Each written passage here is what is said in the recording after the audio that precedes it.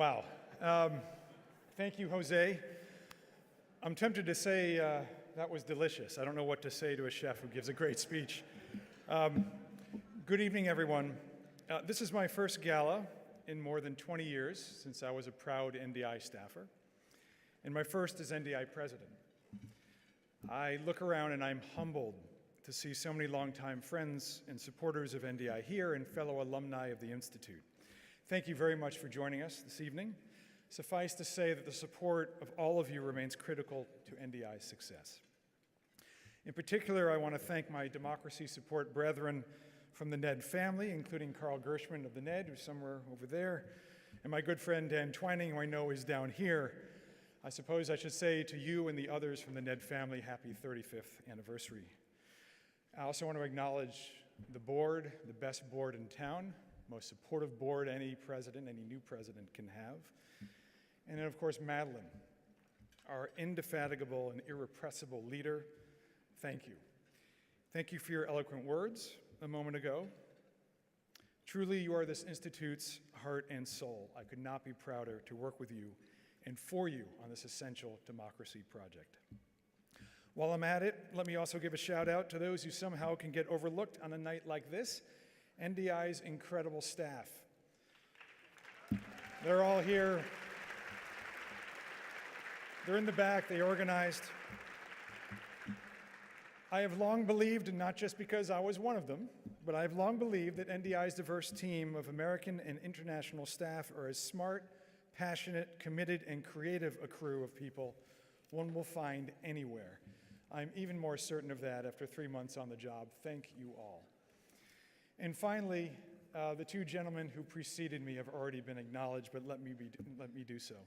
Brian Atwood and Ken Wallach. They built this place from the ground up.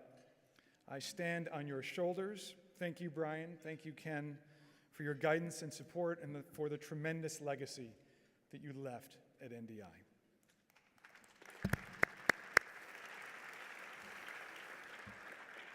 Madeline outlined earlier the fresh challenges to democracy that we face globally these days.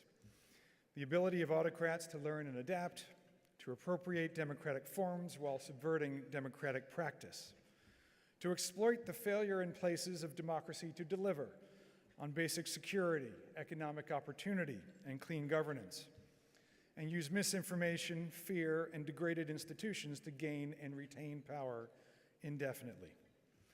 As a result, some are succumbing to fatalism about democracy's future. To my mind, that is foolish, a response unworthy of generations of brave citizens everywhere who have fought and died for freedom in wars hot and cold. If this is the challenge of our time, then a new generation must rise to the challenge by renewing our resolve and rededicating ourselves to the work NDI and its partners have been undertaking for nearly 2 generations. It also means updating our efforts to account for the moment we find ourselves in. It means putting even more emphasis on developing democratic cultures, investing in youth, releasing the full potential of women, empowering all communities, including those traditionally marginalized, such as LGBTI populations.